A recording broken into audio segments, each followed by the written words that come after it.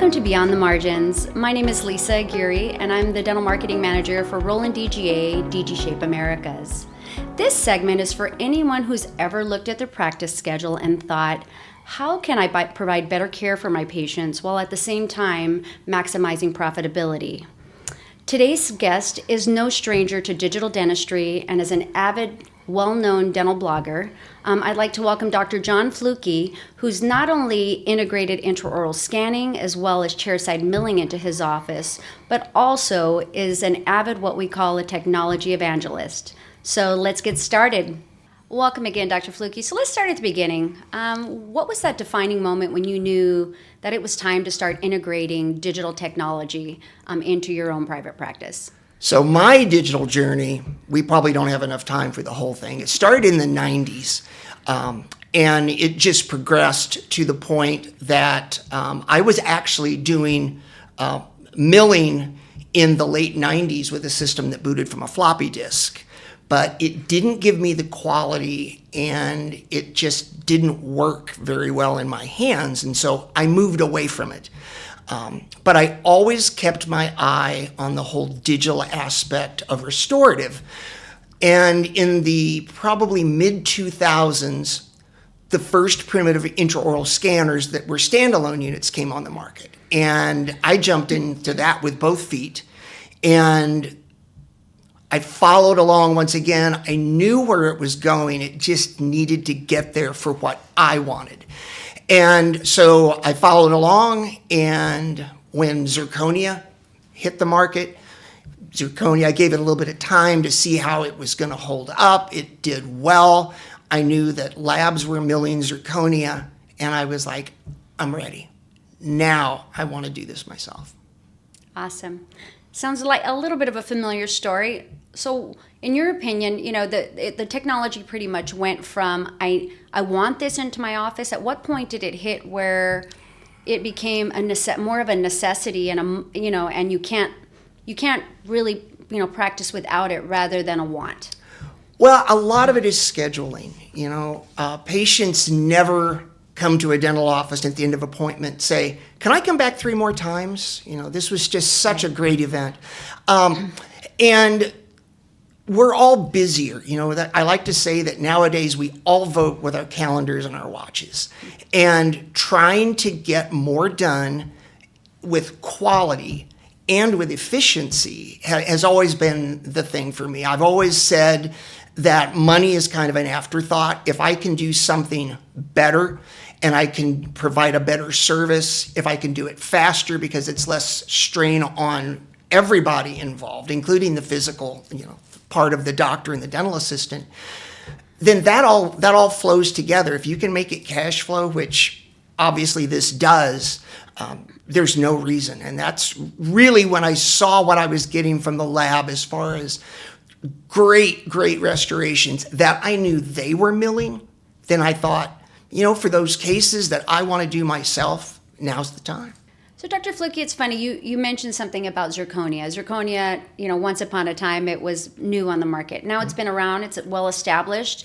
So with that, as far as chairside restorations, how is, Zirconia typically, which was lab milled, how has that changed the game for chairside milling for you as far as providing same-day treatment?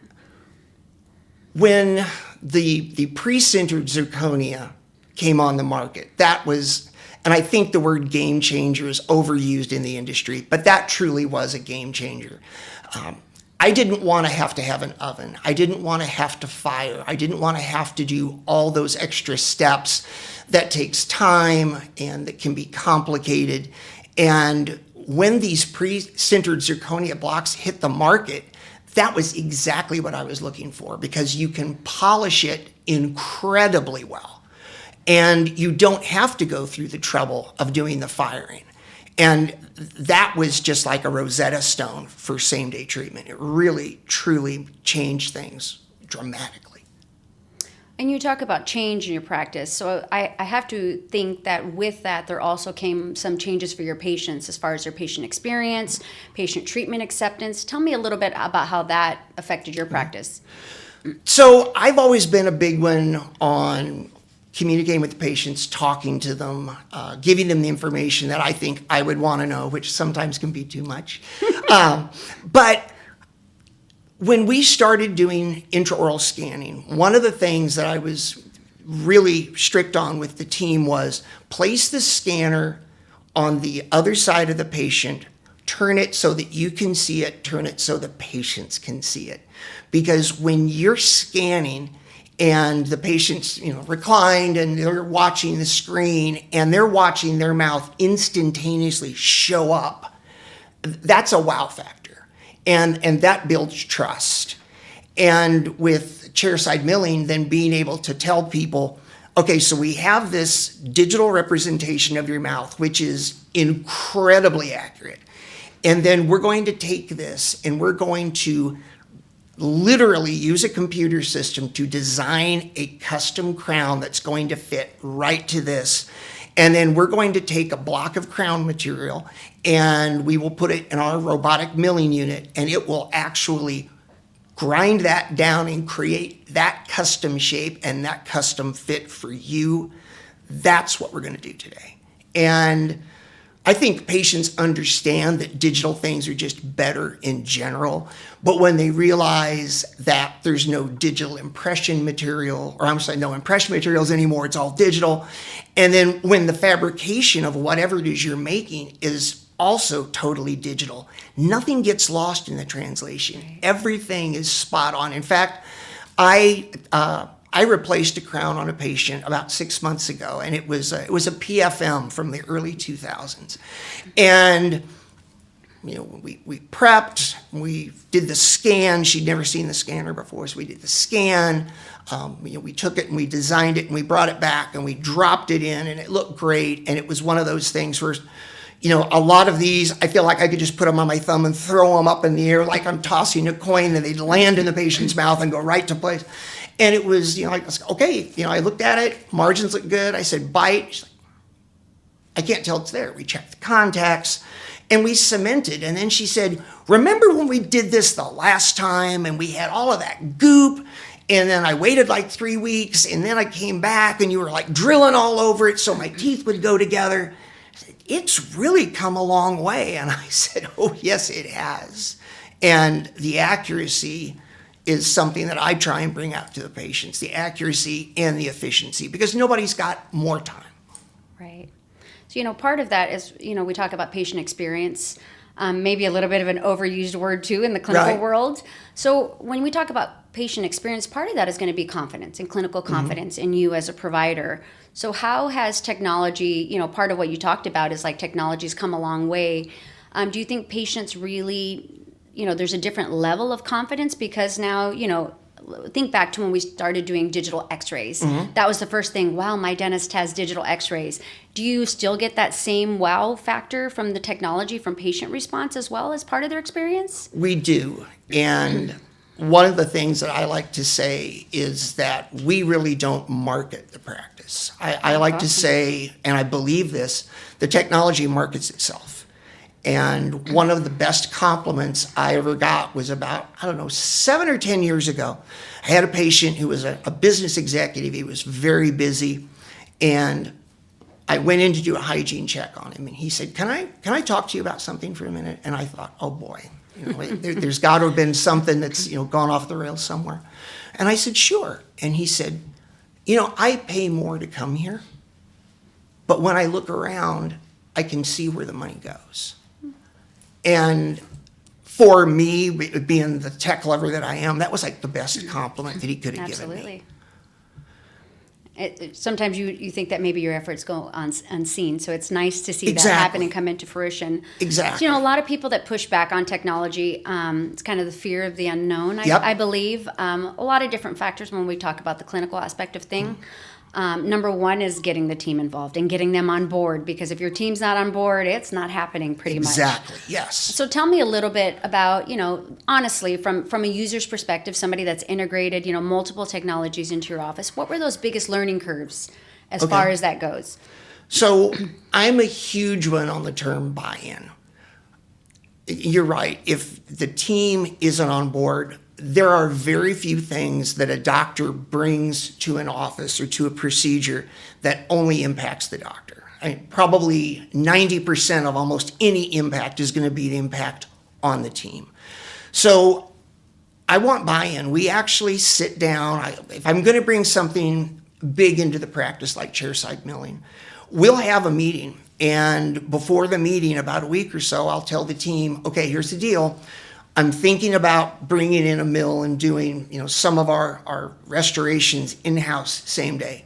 So sit down right now, everybody, hygiene, administration, assistants, you guys put a list together of where you think the impacts will be to you, both good and bad for this. And then we sit down and we bring in lunch and we talk about it and we work through the problems. And I've never brought something in where somebody said, no, that's a bad idea. But when you get people excited about it, and then they see the benefits not just for the doctor, but for themselves, for the patient, for the office in general, it makes a really big difference. And one of the things that I thought was really interesting to me about chairside milling was I knew we were going to have to do design. And I know a lot of doctors, because I said it too, I'm so busy, I don't have time to spend 20 minutes in front of a computer drawing things out. So after the staff meeting, when everybody was on board and we got the buy-in, two of the dental assistants, I pulled them aside because we had 4 dental assistants, and I told them all, let me know if you want to be heavily involved in this or not. So after that staff meeting, 2 of them came to me and they were like, we want to do it. We think this would be so much fun. And I told them, I said, okay, here's the deal. We're going to buy some design software. But what I want you to do is I will pay you your hourly wage. You can do it during lunch. You can do it at home if you want to. I want you to go to YouTube, look up the software. There's tons of videos out there that people put out. Watch them, learn from them. Then we brought the software into the office, and those 2 dental assistants sat side by side and helped each other and worked through it. And this is before the mill ever showed up. And what I thought was so cool was one day I was walking through the conference room, which is where the design was being done, and they were competing in how fast can I design a crown. They had an iPhone on the table, and one of them would go, okay, 3, 2, 1, go. And the other one would like move the mouse and do some stuff, and they're done, 3 minutes or whatever it was. And so when we brought the mill in, we really just hit the ground running from day one, as far as ease of use. Right.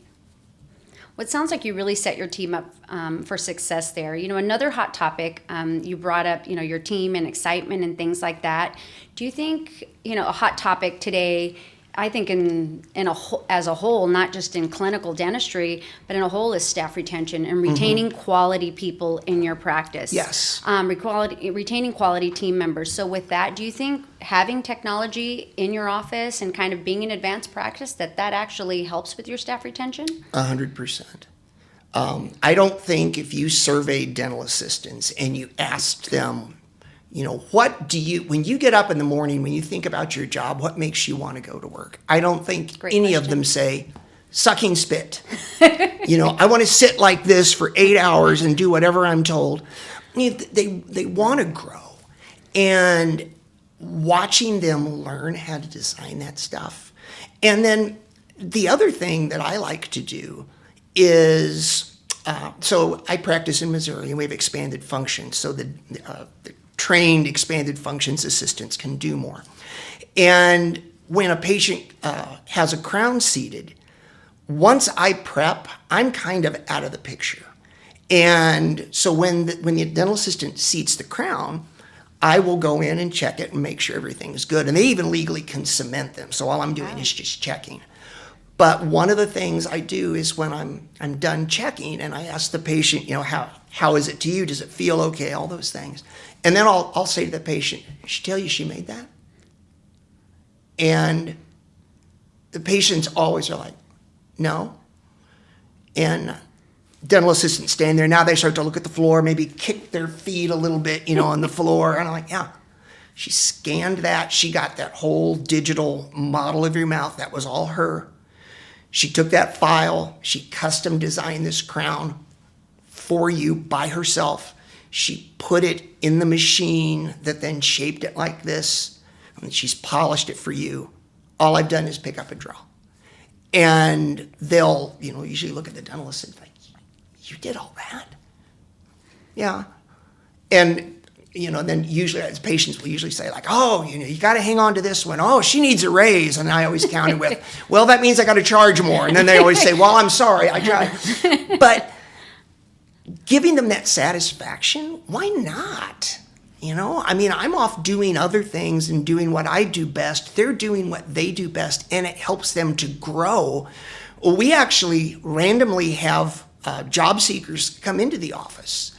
And can I just put my resume on file because I've heard about you guys. I heard about all the cool stuff you have, and I'd like to be part of it. And I think that's huge. That's a good problem to have. After COVID, we had such a problem with turnover, hygiene. We're still suffering with that. But the secondary problem was dental assistants. And it's a tough career to be in. It is. But, I don't have people leaving because they can make 75 cents an hour more at Target. They love what they do. And I figure find good people that are good at what they do, let them do it, and get out of their way. And well, so what I'm hearing you say is that you're empowering your team, and it sounds like it's a good technology is a good way to provide empowerment for your team. With that, when we talk about empowering, what advice would you give to other clinical professionals out there looking to empower their practice and add and integrate digital technology? What specifically should they be looking for in finding the right solution for their practice? Well, I will say this. Dentists we're perfectionists by nature, and that's a good thing, but everything in the world is a yin and a yang, and so with those positives of perfectionism also come the negatives. Snapping at staff, being in a bad mood, all those kind of things. Treat people like you want to be treated. But the other thing in technology integration I think is so important is I like to say that the average number of steps a human child takes before they fall over the first time is 1. And yet, we don't crawl all over. You get up, they take another step, maybe it's one more step and they fall, but then before long it's 2 steps and then it's 3. And that's because you're learning. And so anytime that you learn to do something new, you've got to expect that there's going to be some hiccups along the way. And I'll bring this into milling. When we started to do same-day cases, I intentionally booked an extra hour on the crown prep. Now, did that make the schedule a little wonky for a little bit while we were doing that? Yes, it did. But I had the time. The other thing I did was I selected patients that had been patients of mine for a long time that I knew were understanding and had like an easier case to do, because you don't want to start off with difficult. You want to start off with, being competent at the little things first. So I would actually, diagnose a crown, and then I'd tell them, hey, we're going to try to do this a new way. You'll be the first person that I've done this on. And I would kind of talk about the scan and the milling. It may take me a while. It may not work. If it doesn't work that day, we'll just do it the old way. It's no big deal. And, we're going to need you for a little bit longer. Most of the people I talked to were retired, so they had lots of time. And we learned, because the first time you do anything, there's snafus. And so we learned from those. And we got comfortable. We did that for probably between 5 and 10 cases.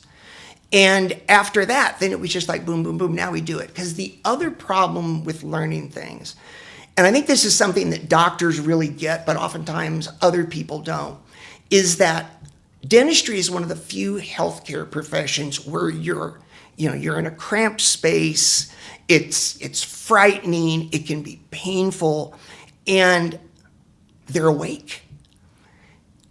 And so we kind of have to perform. I hate to use that word, but it's kind of true.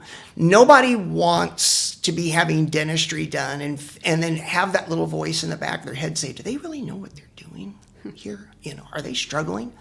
So I think by telling people, this is the first time I've done this, and being honest with them gives you that room to be able to fail.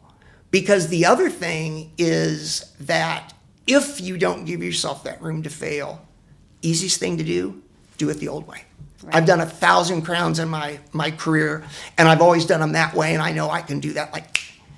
And then what they do is, okay, well now the new thing, we're only going to do that on certain things. Or it ends up being pushed to the side and it never gets used. So, give yourself room to fail, give yourself time to fail, but then learn from those mistakes. The thing that drives me is if I have a failure, I'm like, somebody out there could have done this. And if they can do it, I can do it. And I will gladly tell anybody listening, I'm not a genius. I'm just tenacious. And I think that's really important with this, because once you get it, oh my gosh, it's practice changing. Sounds like it.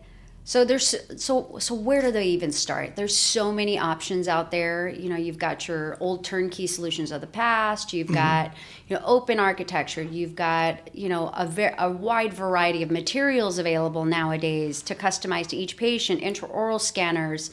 Where do they start? What should they even be looking for? The best advice, if you could give them one advice and narrow it down as to what they should be looking for to integrate into their practice. Okay.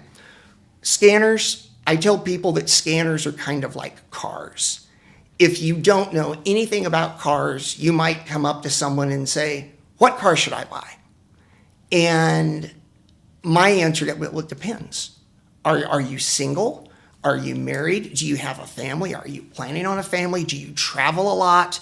Because there's different options available in vehicles. And if you get the wrong vehicle, that's a mistake. So think about what you're doing. Do you want to just use your scanner for restorative?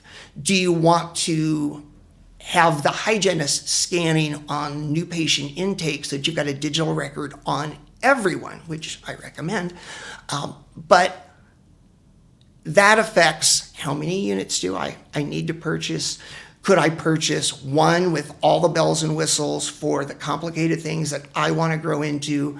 Would I want to buy another one that we could just use in hygiene? How portable is it? There's a lot of what price point I have.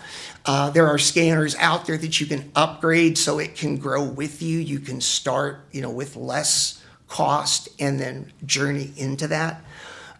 With milling, for me, I'm kind of lucky because I've got contacts in the industry. And when I started looking at bringing chairside milling into my office, I talked to a lot of lab people. And that's the other thing I tell doctors is that the lab knows so much that they would be happy to share with you if you just reach out to them. And that open communication is huge. And when I looked at the market, I saw the number of commercial labs that were running DG-shaped mills. And I thought, they've got to be getting high quality out of it, or those cases are going to get sent back. It's got to be durable and be a workhorse, because if it's not making crowns constantly in a lab, then they've got downtime, and that's like dropping a rock in the water and the waves go to the doctor and to the patient and maybe to babysitters or to work or whatever. So quality, reliability, a name that I knew wasn't something that had just started last year, that had the backing of a big company behind it. And then I met the people at DG, and I'm a relationship guy. And the relationships I have with the people there are incredible. So those are the kind of things that I would look at. When you make a purchase like this, you want to make sure that you've got people behind you. You want to make sure you've got support, because you're going to have questions or you're going to have problems. And it's great to have that backstop of somebody behind you when you need it. And that's great to hear, and I think that's great advice. You touched on something that I think is a little taboo and maybe not often, spoken about, is there's this perception that because you're integrating chairside milling, that means you divorce your trusted dental lab. And I don't think that's the case. So talk a little bit about how still important, you briefly touched on that with asking about milling solutions and things like that. Talk a little bit about how important to you that relationship is to still maintain that collaboration with your trusted dental lab. I don't think the dental labs, because I've had people ask me, was this going to drive the dental lab industry out of business? No. I think what you'll actually see is even more growth, because when patients can have something done, have a crown in a day, crown in an appointment, and it's easy and it's efficient and everything goes well, then that removes some of the barriers that people might have on, I want to redo my entire smile. And I am not going to redo an entire smile with a chairside unit. I mean, some people could, and if you could, more power to you. But on those instances, I'm going to turn that over to the people that do that every day. And so availing yourself of that information, having that communication, and knowing that this isn't something, where you're stabbing your lab in the back and you have to, call them up and do the breakup call of, it's just not working, I'm moving in another direction, Because the other thing is, I thought this was funny. I was talking to an orthodontist friend of mine one day, and we do clear aligners. And I was like, I'm kind of sorry, because I'm probably not going to refer as much. And the orthodontist kind of smiled and said, that doesn't really work that way. And I was like, well, what do you mean? And he said, they've done a bunch of studies that show when GPs start to do ortho, they pay more attention to patients' alignments. And what they've actually found is that doctors that get into clear aligner therapy refer more cases, because there's difficult cases that you're going to need the specialist. Right. And it's kind of the same thing with this. There's going to be difficult cases where you need that lab. And thank God they're there. There's a lot of things coming out now with AI and, AI designing crowns and things like that. And I think they're really, really cool. But the one thing the machine can't do is give something a soul. And there's something sometimes about art, or the art of the human mouth, the golden proportions, all those things, that human beings get that. And I don't know that you can ever make that into ones and zeros and put it into ChatGPT and get a decent answer. So I think we're always going to need humans doing this. And I hope there are for as long as I'm doing it, because I need them. Right, I would agree on that. One last thing I'll ask you Sure. is, what's one technology today in your office that you just absolutely can't practice without? Scanner, intraoral scanner. Kind of a funny story on me. When I graduated from dental school, back when dinosaurs walked the earth, one of the last Crown and Bridge lectures that I attended, one of the Crown and Bridge instructors got up. They were kind of doing it in sort of a team approach. And one of them got up and said, we don't really know anything about this, but there's this thing in Germany that a doctor and some company is working on. And basically what they're trying to do is take pictures of the mouth with a little camera on a stick. And they're hoping that one day that might take the place of an impression. And I remember my thought was immediately, I got to get me one of those, because I always hated taking impressions. I never felt like I was really good at it. I knew patients didn't like it. And that's one of the reasons that I went into digital as early as I did, was I wanted to eliminate the impressions. And then the accuracy that goes into that is just completely stunning too when you drop a crown in and it goes right to place with no adjustments, and that happens 99% of the time. Patients have a better feeling about you, about your skill. You feel better about the team and what they've done. They feel better about, the patient feels better about the doctor adopting this. The team appreciates the fact that the doctor's empowered them to grow. Just all of this, it just plays into each other so well. Absolutely. How about a quick fun fact? What Okay. a lot of people may not know about you is that you are an avid Kansas City Royals fan. So tell me a little bit about how that fandom and how did it all come about? Where did it begin? So I'm a baseball guy. Always have one with me wherever I go. Started out when I was a kid, and it's kind of funny because I really was more of a football kid when I was really young. And my dad bought season tickets to the Royals in probably the 1980s. And we started to go to games together. And when I really thought back about it and I read about it, and it's the same game that's been played since it started. And the numbers, you can compare somebody from 1920 to 1990. And the pace, the fact that you don't have to always win every time, that when you get throttled, which unfortunately my Royals do on occasion, Go Dodgers. you don't go home and you're in a bad mood until Tuesday, which is what happens in Kansas City with the Chiefs. And it's just a really romantic game. So I just love the timelessness of it. It's the same game my grandfather watched. It's the same game that his dad watched. And there's something about that that's so American and just so heartwarming. Agreed. Well, as always, Dr. Flucke, it's always a pleasure. We could talk all day. I could for sure. We could talk all day about all the fun stuff that comes along with digital dentistry. And thank you again for joining us today. You are so welcome, Lisa. I always love talking with you, and I always love trying to share and motivate my peers. Chairside milling is the future, and embrace it because it will change the way you do things, and for the better.